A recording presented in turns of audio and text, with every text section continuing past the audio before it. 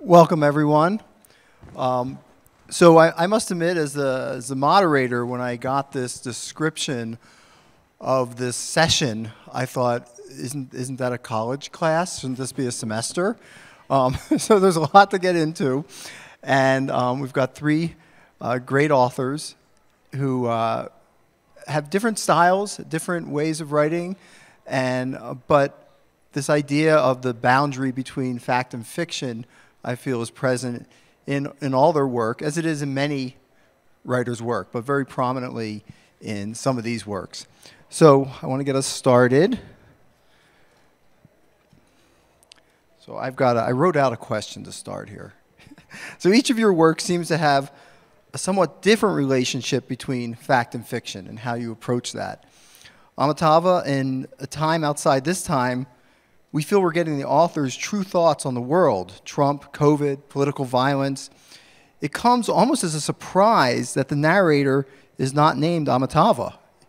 You almost can imagine it's your true voice, and then we find out it's not. It's narrator. Andrew, in your novel, The Gringa, you're giving us a fictionalized account of the activist Laurie Berenson, an American who spent 15 years in jail in Peru for aiding leftist rebels. So you're taking a true story, but giving us a fictional account. And Erika, in White Horse, you take a crime that could have been ripped from the headlines and is being investigated by an urban Indian detective, and could only be written kind of in this time, where we're living now, and based on the truth that we're currently living in.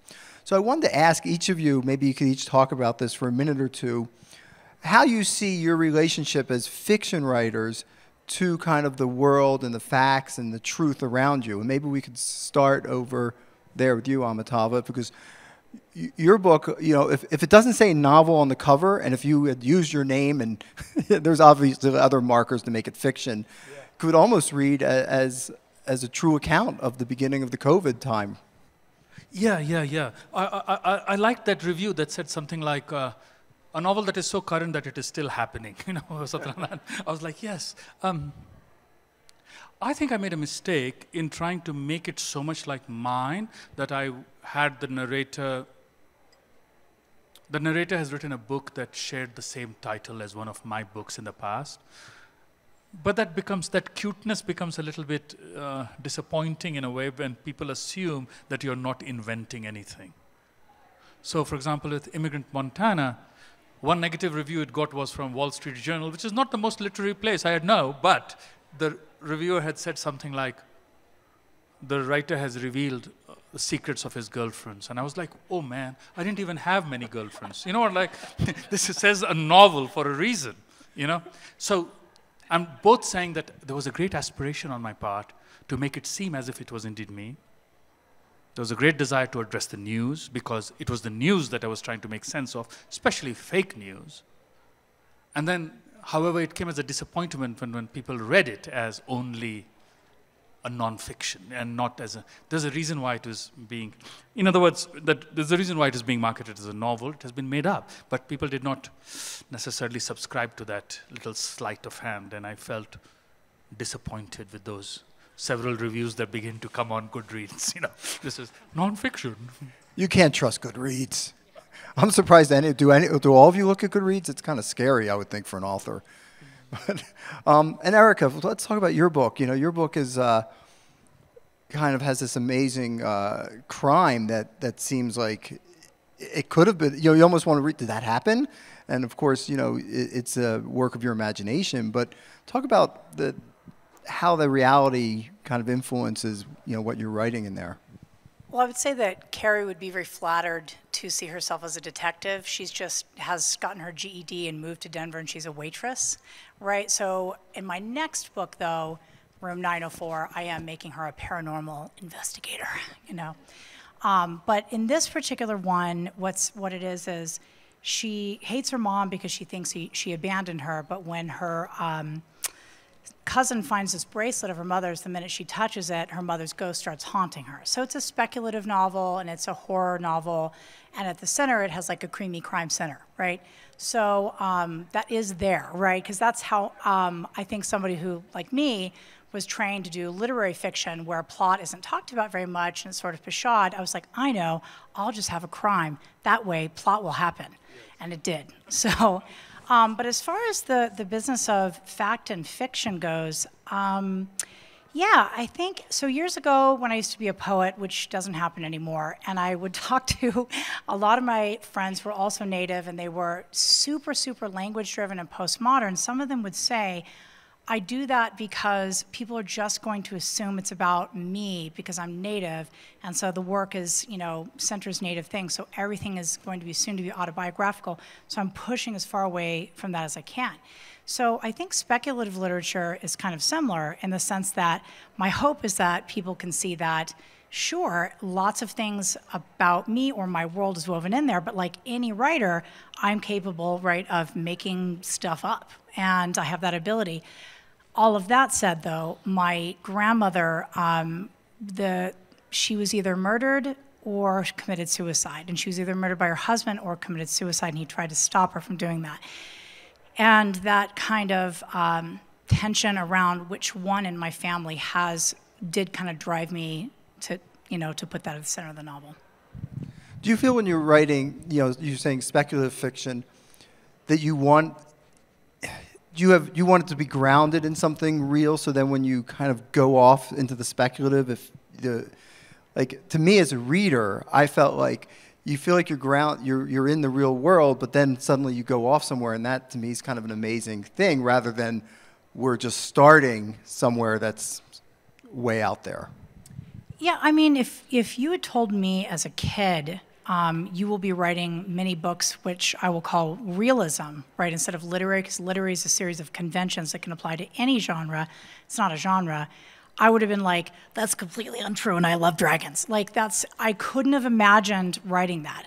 But that's where I was for a long time. But then in the end, I came back around to horror and speculative because I am a nerd and I do love it. But horror is kind of great because it allows someone like me who's always been attracted to, maybe the bigger issues, the themes that have some depth and meat to them, to ground it in the real world. So horror can be like fun, and you can be like, sorry, literary guys, the ghost is real, so I just think that's more fun. But at the same time, hey, here are these very real issues, for example, around missing and murdered Indigenous women, that I'm going to put into the novel. And, as an urban Native, I feel like that's just not talked about at all when it comes to us. And so that was important to me. So, yeah. All right, and Andrew, your story, your latest novel, is really based on someone's life. So talk about that process and what that was like constructing that book. Sure.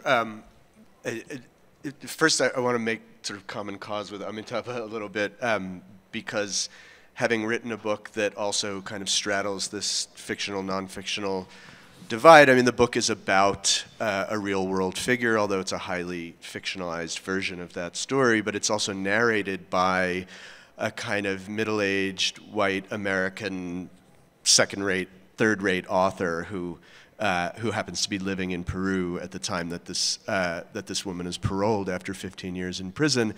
And there were several reviews that made that same error, saying, oh, well, this narrator is Andrew Altschul, and so we're going to take this opportunity to criticize Andrew Altschul's attitudes and the way that he lives his life, et cetera, et cetera. And I think it really speaks to a kind of impoverishment of reviewing culture. I don't think it actually speaks to a poverty of the way real people read, but there is a tendency now in reviewers to, I mean, I don't have a better word for it than laziness, just a real inability to say, this is what fiction is and what it tries to do, and the liberties that we grant it for greater purposes of advancing certain kinds of thought or inquiry. And the fact that so few reviewers are willing to take the time, or editors of book reviews are willing to kind of assign it to writers who can really sort of think about those traditions, I think does a disservice to us, and it does a disservice to readers. So I've been in that boat with you. I know what that feels like. And as far as you know, my approach to it in writing the Gringa, my feeling is, you know, this is 2023, and whatever hard boundaries we once had between nonfiction and fiction, in literature as in life, you know, in my view, have long since gotten blurry to the point of being inoperable. It's all narrative nowadays, and to say that the version of this real woman, Lori Berenson, who spent 15 years in a military prison in Peru, her story about what had happened was, of course, diametrically opposed to the Peruvian government and the Peruvian military's story about what really happened. And frankly, both stories are preposterous and almost impossible to believe. The truth, if we can use that word, happens somewhere in the middle, and nobody has ever really gotten to the bottom of it. So to say that the stories that one read in this newspaper or this magazine or heard on this radio show or watched on Democracy Now! Are any more factual or non-fictional than a novel that's thinking really hard about the psychology and the history and the cultural trauma of those years in Peru, I just dispute the idea that one goes in this bucket called fact, one goes in this bucket called fiction, and I tried my best to kind of wade through that extreme murk in writing the novel. Well, that leads beautifully into what I wanted to ask you, all three of you next, is, and I feel this way as a reader, but I'm interested in what you have to say as writers.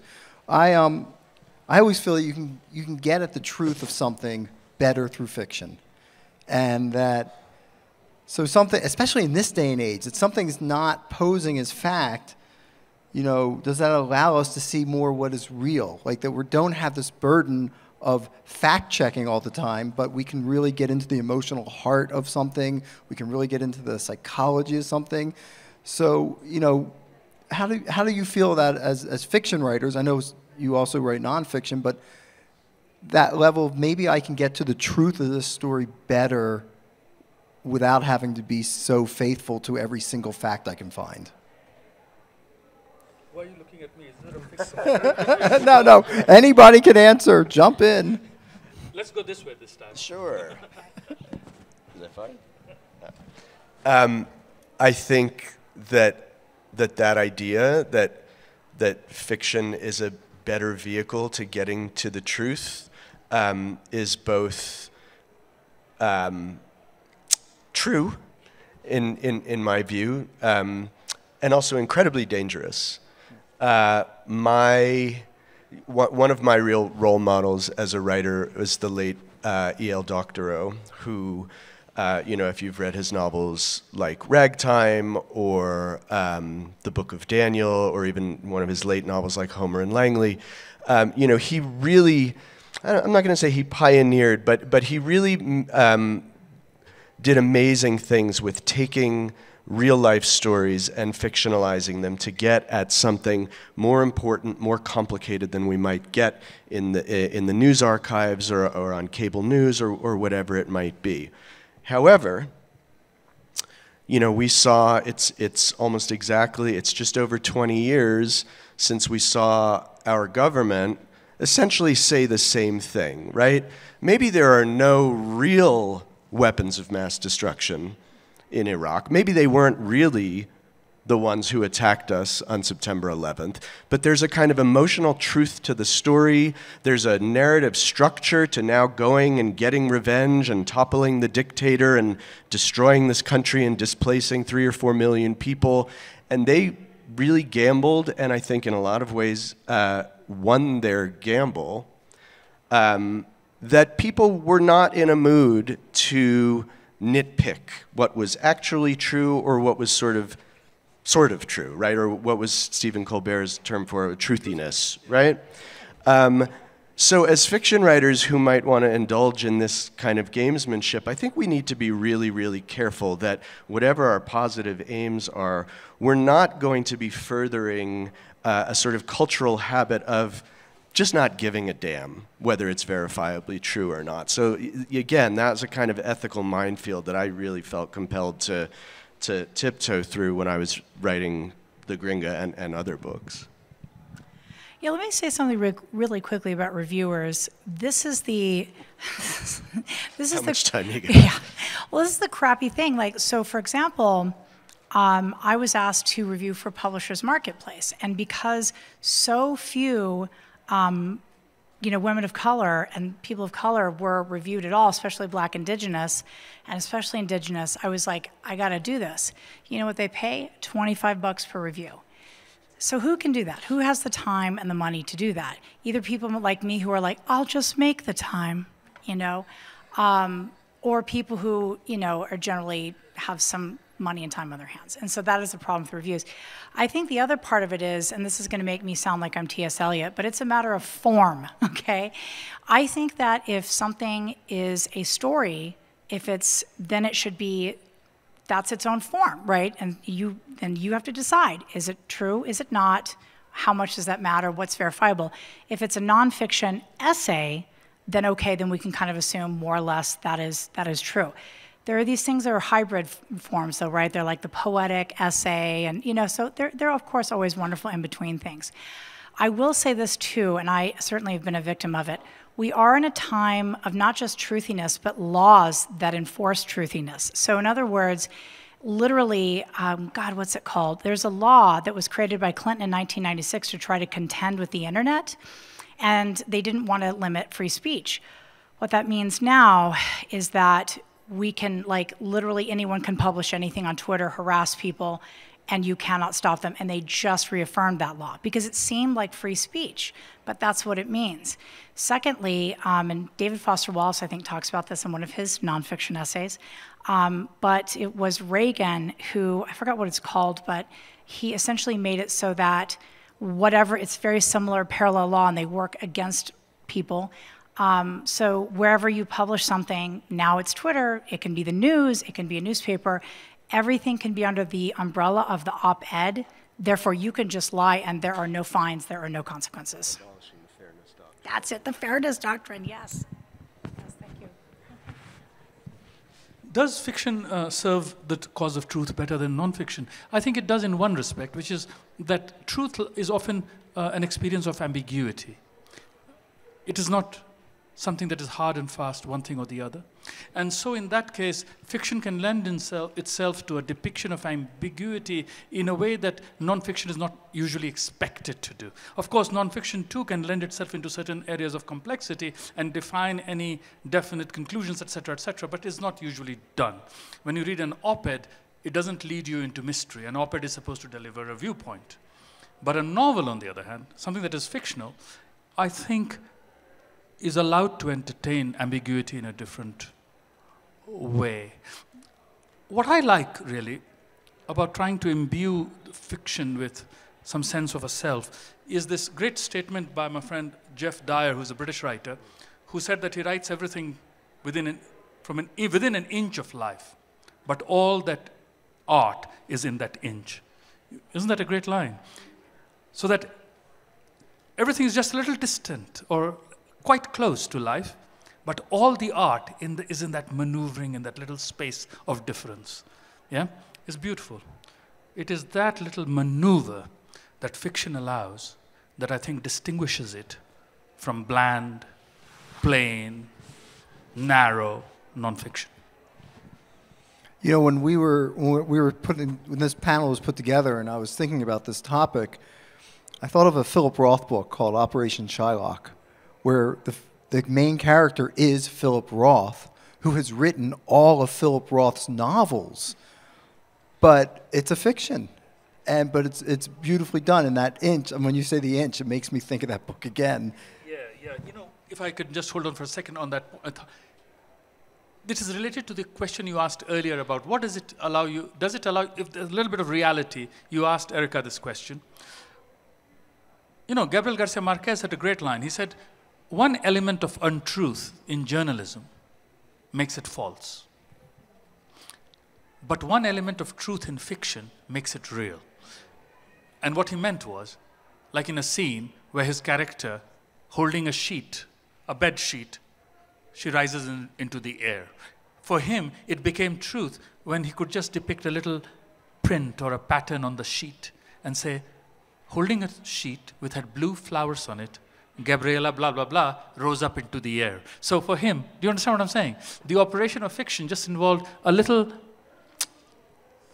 how shall we put it? If you like cocktails, for example, that little thing that you do at the end, what is it called? Well, you know, so it was that much of truth in fiction just makes it real. Well, if you put that in a journalism, for example, it's immediately suspect and should be, you know? Mm-hmm. Good. Yeah, I mean, hearing you talk about it that way, I think that's a beautiful way to put it. And it also makes me wonder, right, because all of the pressure that this line between fiction and nonfiction has come under, I mean, certainly in the last 20 years or so, but really for the last couple of generations. I mean, the postmodernist writers were obsessed with this question. But I wonder whether it hasn't had the kind of paradoxical effect of, in some readers' minds, kind of hardening the sides, right? And so then when books come out like ours, which have a kind of ambiguity along those lines, people feel like, you know, well, this can't be fiction because it has the one element of fact, so now I have to read it and judge it as fact, right? So everybody has to kind of pick their sides. And again, I think it's not a healthy thing for a literary culture, and certainly feels like writers end up with a hand tied behind their backs. Well, I wanted to ask, you know, all three of you this question, and piggybacking on what you just said. You know, as we've been grappling with this question for 50 plus years, but it seems like to have really accelerated because what's happened is the nonfiction side of the equation is now in quicksand. You know, like where fiction maybe would play with nonfiction, people rightly or wrongly thought nonfiction was nonfiction, and now with fake news, alternative facts, as Amitava writes in Time Outside this time, you know, about Trump and everything that comes out with that, it's like the other side of the equation is not balanced anymore. And so I guess what I want to ask you is, is it different to be a fiction writer now than it might have been 10, 20, 50 years ago? Is there a different responsibility? Is there a different approach you need to take because that solidness, what we thought was solidness of fact, it probably never really was, but what we thought was solidness of fact seems to be crumbling? It's your turn, Erika. Okay. I think part of what's going on is that as, you know, people who are working class, queer folks, and definitely people of color, and certainly especially Black and Indigenous folks, start to, you know, to be in the writing world, there is a similar thing that's going on everywhere, which is let's erode the whole thing, because we'd rather erode the whole thing than share it. And I think that's some of the problem, because, you know, and I've certainly been a victim of this sort of alternative facts world. What a lot of these people have found is that they don't even have to believe what they're saying. They just have to create an emergency around it. They will say that it threatens children. They will call and say there will be a protest when there will not be. It is two people on the internet, right? So yeah, even 10 years ago, I would say the internet was here. You know, I was on probably stupid Facebook, MySpace, I don't even know. And, but it really creates this strange culture. Like, I want to like the internet, but I have ended up becoming 90 very rapidly and just hating it, because this is the culture that it's kind of given birth to. So yeah.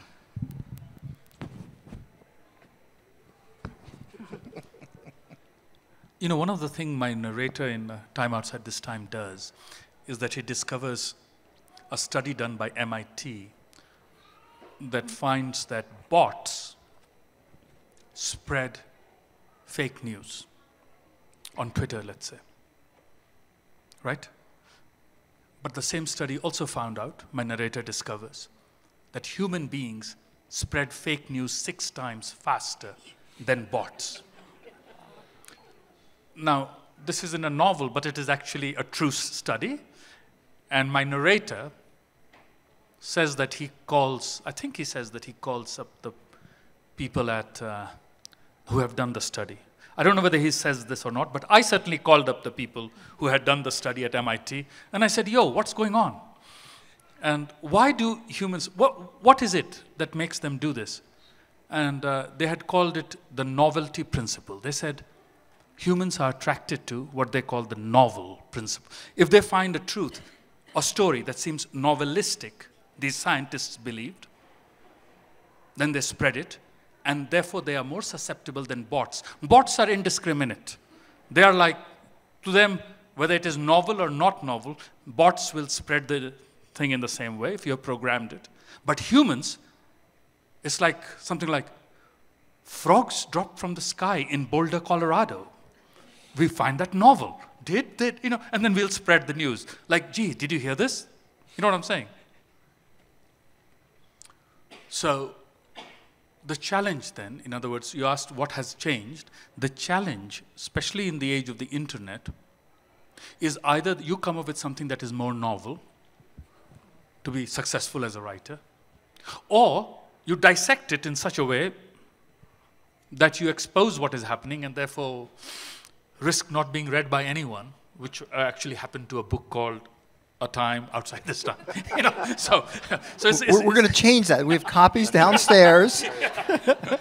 Let's embrace a good cause, which bots do not do, but human beings can. No, but so that has happened. I mean, I think the spread of fake news has indeed imposed a challenge on us to think under what guise will we produce our fictions. I really do believe that. Is it harder to be a novelist now than it used to be? There's a lot less money in it, I think. But aside from that, I don't know. I mean, I agree with you, Amitava, but also with the kind of asterisk of saying that there was always fake news.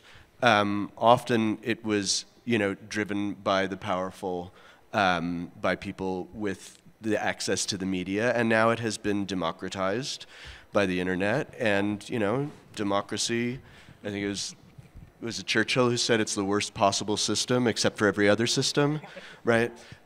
So yeah, we've got the problems that come with that. But I think that authors, I mean, certainly going back at least as far as like the high modernists a century ago, were asking about how literature can debunk the sort of master narratives of society. Now we have the problem of there not being a master narrative of society, there being, you know, 10 trillion competing narratives of society, and so it is a very difficult artistic and ethical problem. What can novelists do in that environment? How can we say something useful? How can we say something new and memorable that helps, you know, our culture to kind of take its baby steps forward? And it's a hell of a problem. I don't know whether I would say that it is a greater problem than the problems that previous generations have had to find their way through. It's just, you know, the problems keep evolving, and the art has to keep evolving to keep finding its way through new problems.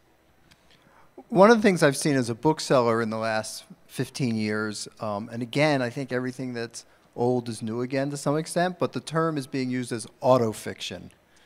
And, you know, where you're taking your life and you're taking every, maybe my new point, but it's a novel, and the reader is kind of guessing how much of this is true, how much is not true, and that's almost part of the game.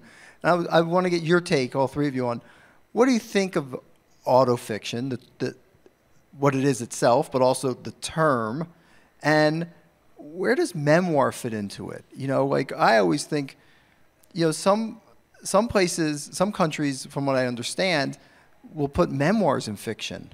You know, they'll shelve, because you can't, yeah, France does it, I think maybe Germany too, I've heard, but because a memoir, how can you write a true, you're always going to, even if you're trying to be as true as possible to your own life story, you're making decisions, like fiction decisions. You're shaping the story, you're leaving things in, you're putting, you know, taking things out, whatever. So let's talk about autofiction and where does that fit into this whole conversation about truth and fiction and. Since I've been accused of writing autofiction, I think I should start. The New Yorker review of Immigrant Fiction, Immigrant Montana, used the word non-fiction novel also. So that was a little confusing. Autofiction, I don't know how many of you are invested in that term or interested in it, is where people think that a fiction has been written which approximates very closely, but as an artifice. Ben Lerner, Rachel Cusk, Sheila Heti, these, Teju Cole, maybe W.G. Sebald are pioneers of this. But I accept in each case, I feel the remarkable intelligence and inventiveness is something to be prized. Now, in my case, to the extent that I understood I was doing nonfiction, I should very quickly say, I did want to reproduce the condition under which we were living. I thought novels should portray the news and try to find a way through it. And so in that way, it was autofiction for me. But I have a book coming out in February. It's called My Beloved Life. I've made a considered leap away from all that. I thought, if someone can confuse a book and not think of it as inventive, then I should just write about someone else, recognizably.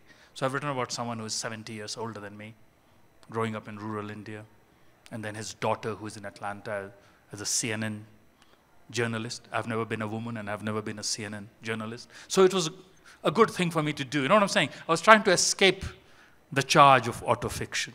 So you see it as a negative? I thought it was all right as a form. I just did not like that people assumed that it was not. People put fiction under erasure. It just became the autobiographic.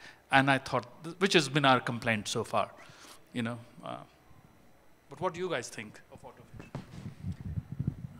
Well, first let me go backwards and contradict myself. Here's what I like about the internet. And here's what both of these people would hate about what I'm about to say about them, but they shouldn't.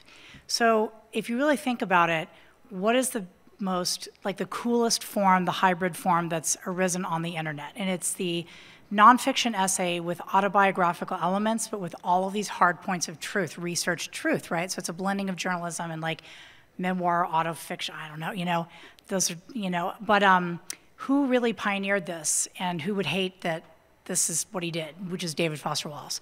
And who has taken it up? It's Roxane Gay. She's the queen and king, really, of this.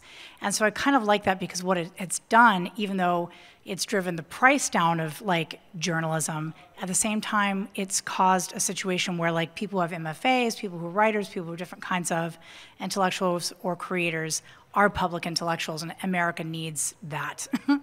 As far as autofiction goes, I remember I was supposed to do a talk during the pandemic with another writer, and she was like really making all these conditions on what she would talk and not talk about. And I kind of understood as a native writer, because people will ask just obnoxious questions like, can I write a book about Indians? I'm like, that's not my problem, you know, or my concern or my interest. So I got it, but one of the things she kept saying was, I don't want people to assume it's autofiction. And I was like, that's okay, because I don't know what it is. So every time I looked it up, it obviously it was a memoir, is what it was, but it was a matter of, again, structure and form. It was something that, you know, if it's a story, characterization leads it, and, you know, sometimes plot, depending on how you view that kind of thing. If it's an essay, it's the idea that leads it. So there's just a part of me that's like, what, is there really a difference between a memoir and autofiction beyond someone wants to say I'm a fiction writer and they don't want to say they're a memoirist? You know?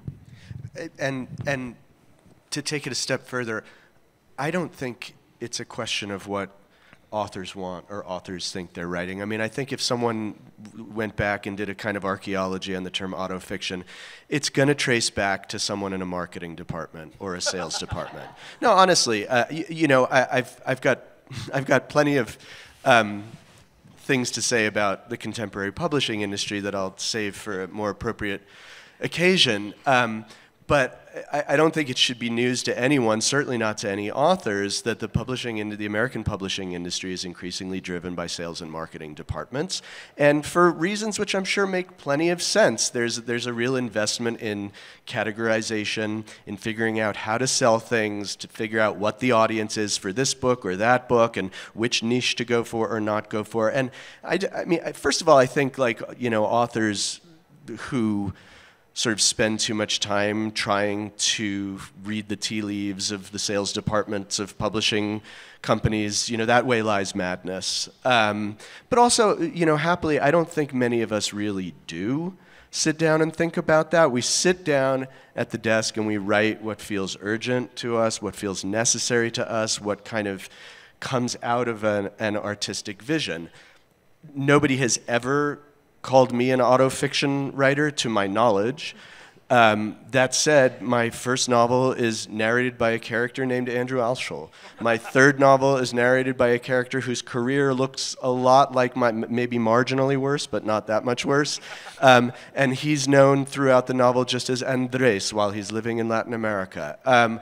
So, you know, I guess if we're talking about the conventions of this thing called autofiction, sure, maybe that fits in, right? But never for a single second did I plan that out. Never was it a kind of strategic or tactical move, except in an artistic sense of how can I get to this material? How can I make the story move in ways that I find interesting and enlightening and novel?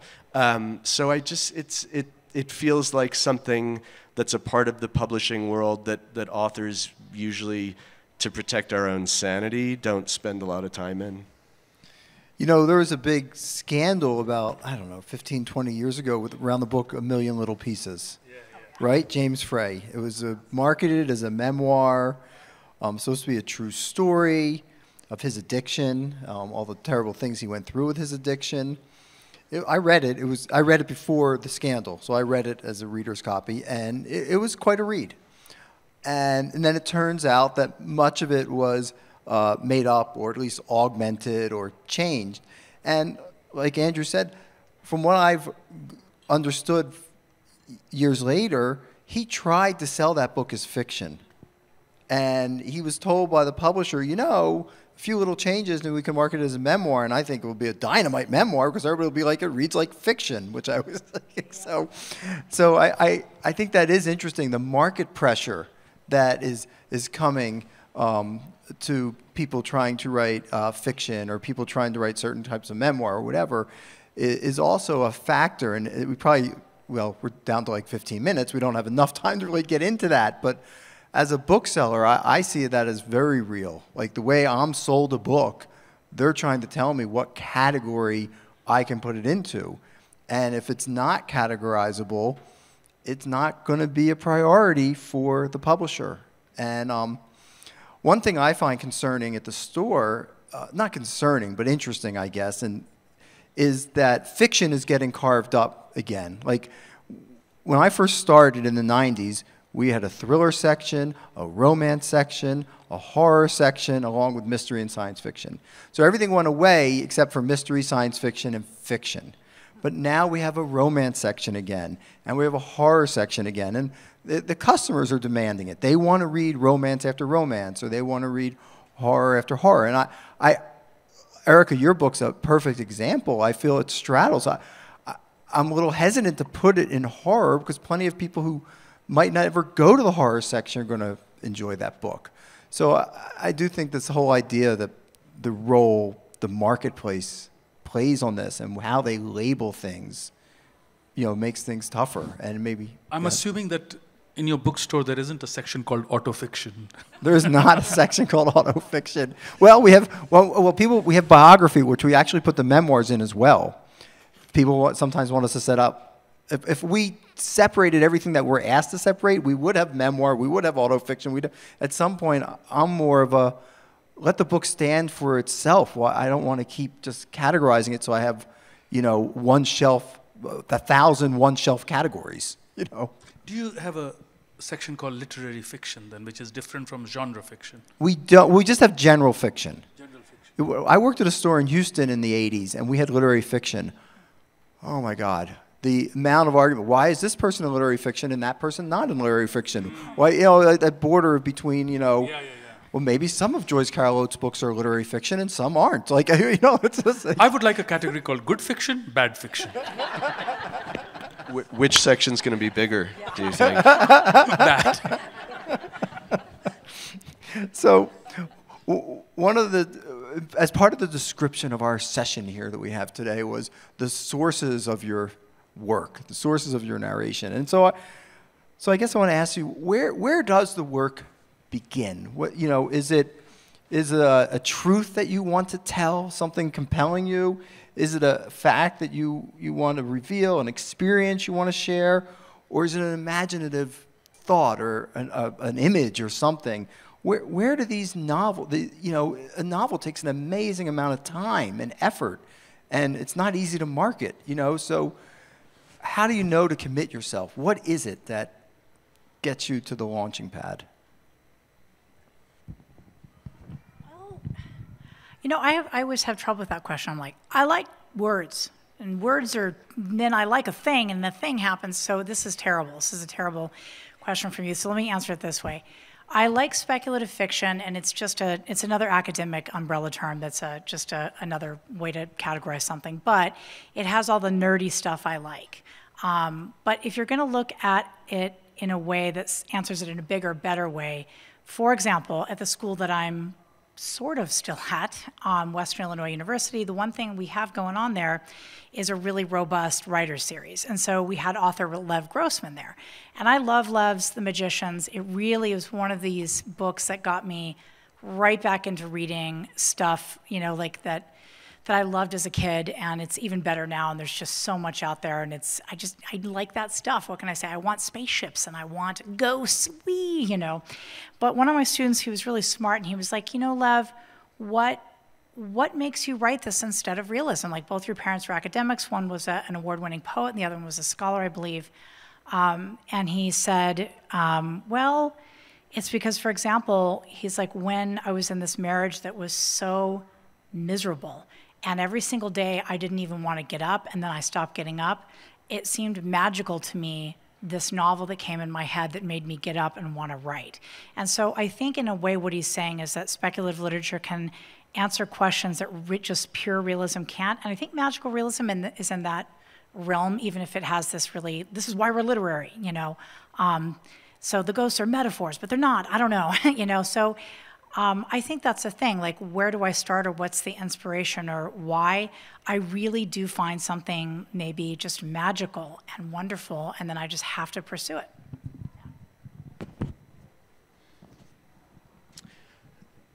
When I write short stories, it often comes from something kind of ineffable, a voice, an image that I just kind of want to play with and see where it goes. Most of what I think of as the stories I'm most proud of have started basically out of nothing that way. But for me, I can't start a novel with something that vague, because the kind of commitment that a novel asks of you, I mean, I often tell my students that writing a novel is like catching a curable disease. Like, you're going to live through it probably, but the next 5 years are going to be total misery. And, you know, if you're going to sign up for something like that, you need to have you need to be convinced at some level that there's a there, that this is a place that you want or need to spend that kind of time. So some kind of obsession. I mean, when Laurie Berenson was arrested and tried in Peru, it was 1995, 1996.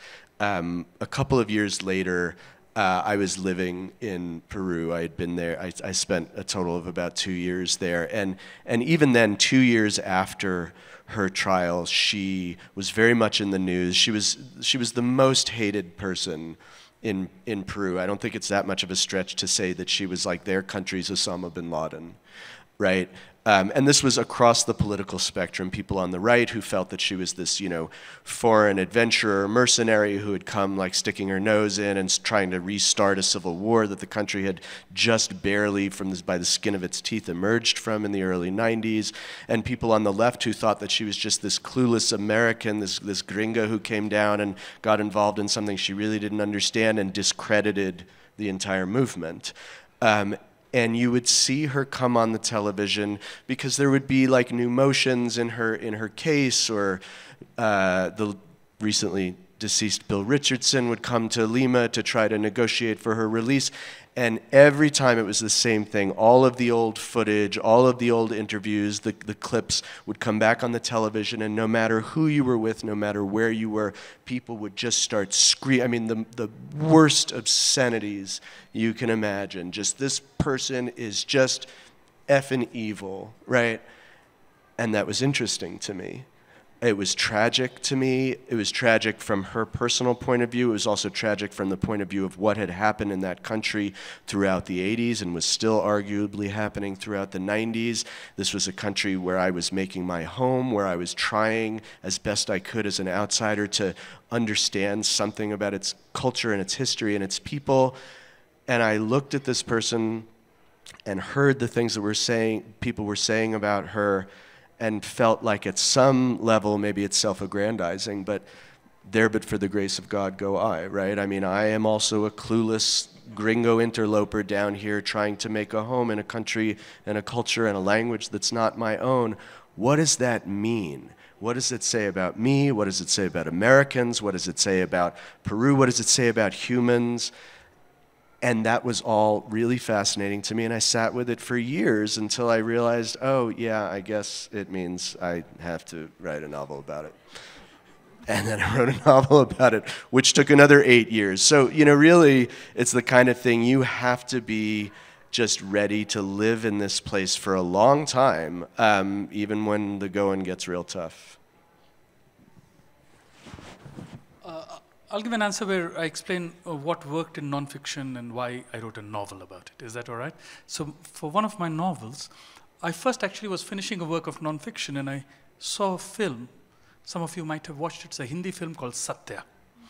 And I saw the incredible energy on the screen of this guy. And I thought, I called the filmmaker, his name is Shyam Benegal, and I said, boss, I read that he's from Bihar. Where is he from? And I found that he was from a village close to mine. I read an interview in which he said things which ordinarily Bollywood stars don't say, things like, I used to wet my bed till I was 5 years old and I was ashamed as a kid, or people laughed at me for my English and they would give me the newspaper to read and they would laugh because I didn't know how to read English. You know, he was talking about experience in Delhi. So I thought this would be an interesting person to write nonfiction about, to write a little. But he was very, so I did a series of interviews, and he was very candid, but it did not get me into anything that takes us to a more interior space. And I thought it was a kind of a practiced honesty that did not extend into more complicated territory. And I thought that's where a novel could come in. And I surrounded him with other characters, making him a fictional character, which he was not happy about, but that's what I did. And so, in other words, something interests you. If it takes you into regions of truth and untruth that can be presented in nonfiction, it should be done in nonfiction. If, however, you want to test your imagination and take you to other territories, fiction is the way to go, and that's how it happened for me. All right, we're going to go to question and answers now. So if some people have some, just raise your hand, and the people with mics will come and give you a mic so you can ask the question.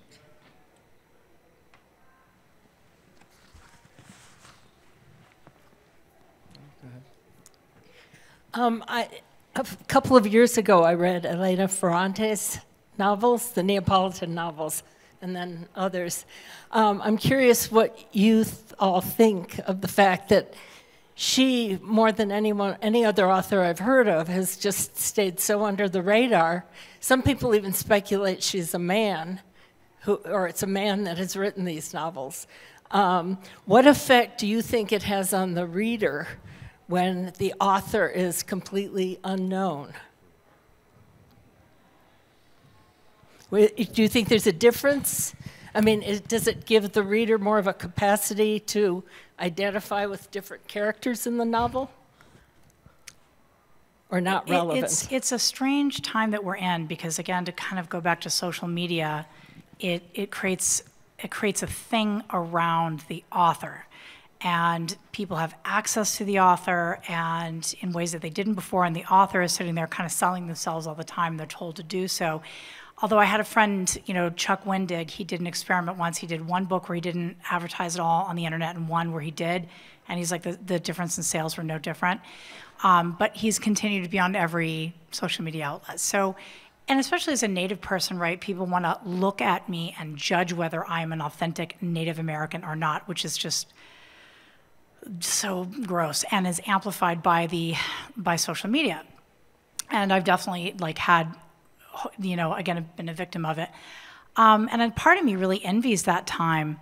But the problem is, right, we're just not in it. And that person probably, I could, for example, if 20 years ago, I put out a book, and I just published with small presses initially, incredibly small, and I was like, I'm just not going to be on the internet. I would still be where I was. And so I think if you can get to a point where you're like, bye-bye, but I'm done with this. That sounds amazing. And I thought about that after being tortured on the internet. But then I realized Silvia Moreno Garcia is still on the internet. Stephen King is still on the internet. And I was like, well, I guess it's just this is what it is. It was interesting to me that some idiot went and looked for her, and outed her, quote unquote. You remember? Which suggests how our culture is obsessed with identity and finding out. And I think the idea of really investing in the act of imaginative reading would free us from the obsession with the narrow identity of the creator. All right, another question. We have somebody back there with the mic. Just talk? Okay. I am a reviewer for the Washington Post, and so I really appreciate you discussing the commercial aspects and the class aspects of it, because it is a really underpaid career.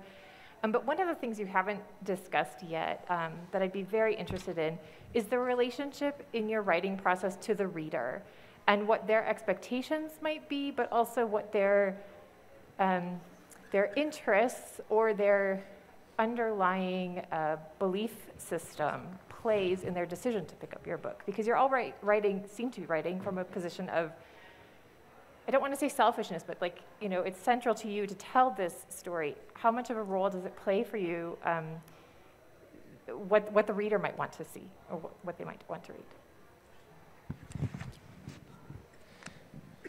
I think I would make a distinction between the part of the writing process or the writing psychology that must think about what the reader's experience is going to be, and to think about the range of responses or understandings that your work might produce. I mean, as Amitava said earlier, right? Good fiction writes into ambiguity. It doesn't try to foreclose meaning, but in that ambiguity, writers need to try to think their way into various ways of experiencing the work. And so that's something that I talk to my students about all the time. It's something that I think about all the time. What is not a reader, but what are the almost infinite number of types of readers and backgrounds and belief systems and whatnot? How will they experience this? I don't think any writer who wants to have any kind of an audience can afford not to think about those things. As far as what the reader wants, I don't know if it's selfish or not to say it, but I don't think I can concern myself with that. I don't think I could ever know. I think that it's a fool's game to try to chase that, because it's always changing and it's always, diverse to the point of incomprehensibility, I think. So for me, I write about the things that seem interesting to me from a position that seems to me to be a useful one. And I try to think about how it's going to be read. But in terms of thinking beforehand, well, do readers want this kind of book or that kind of book? I'm just not sure I care, to be honest.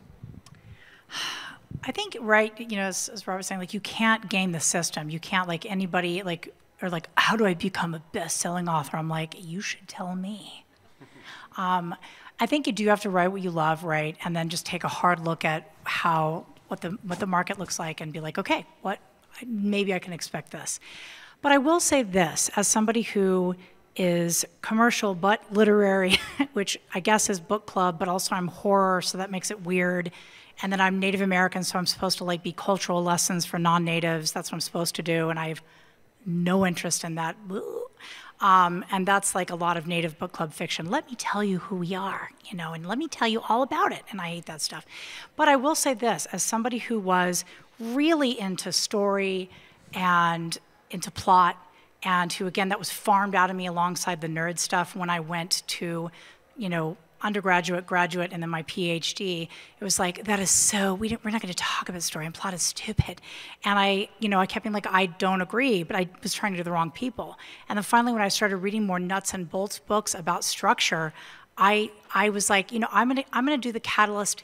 There are a quadrillion ways in which I could do this catalyst, but there is something pleasurable about kicking your story off in this way. And I don't like the way that literary spaces and academic spaces are so simplistic about that answer. I do think structure matters, and you can do alternative structures. There's an amazing, it's just a website, but I can't find any craft book that does this. It's called Ingrid's Notes, and it's on structure, alternative structures and alternative plots, and she gives concrete definitions of the traditional and the alternatives. So to me, if you're gonna care about your audience as much as you care about your own vision, because it's a relationship, and you're gonna care about that through structure or plot, you're gonna sit down and think hard about it in concrete terms, because it is pleasurable for you to write and someone to read along a particular structure. You know, it's like you can sit there and be like, why have a climax? Everyone has one. Because it's great, that's why. So. Erika, I have a question. As a book buyer for the store, you know, when Whitehorse was in the catalog, it was positioned much differently than anything you had previously written. So at what point was it in the process, was it like, this is going to be a book that's really going to strike a chord with readers? Or did you just do your thing and then the editor kind of says, oh, we've got something really big on our hands here? Like, what happened there, I guess? I think I did really learn, like I burned everything to the ground. My partner's a crime writer, David Heskawamley-Wyden. His book is Winter Counts, and I'm biased, so I think it's great. And as he was like, you know, moving upwards, and he went from like baby writer to like, and he has training as a lawyer and a political scientist, so he's much more pragmatic minded than I am. And he was like, you know, these books on craft and structure are pretty nuts and bolts. And I was like, man, I do want that. I want to see what's in there. And I'm going to do what I want with it. But I think that helped. But I think also what was happening with me was I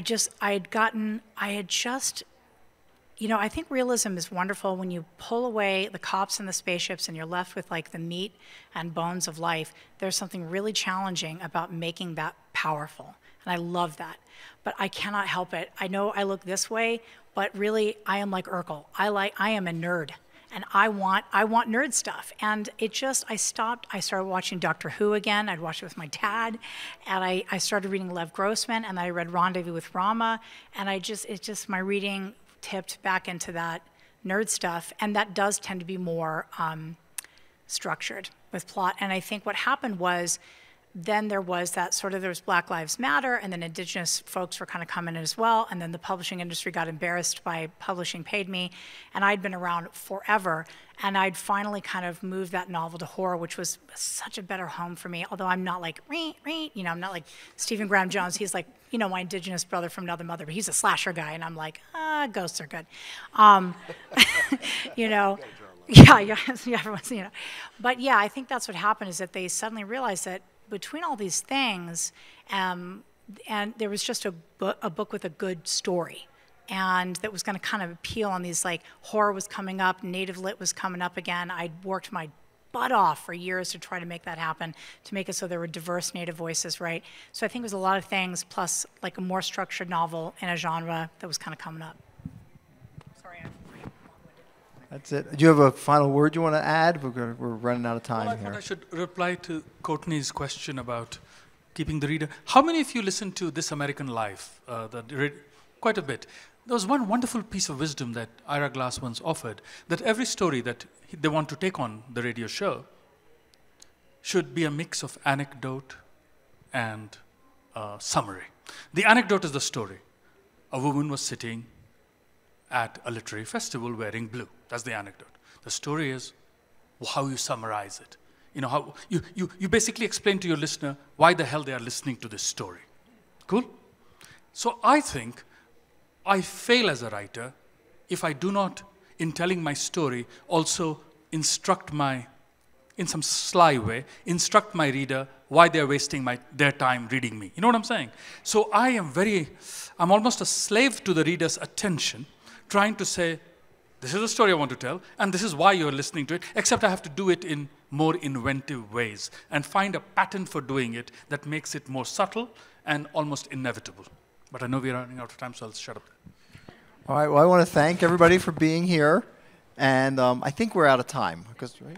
Yeah. And so I want to thank everybody for being here, and I want to thank all of you for those very thoughtful responses. So all three authors will be signing downstairs. So if you'd like to get a book signed, maybe ask a question down there, that would be great. Thank you very much. Thank you, Arsen. Thank you, guys.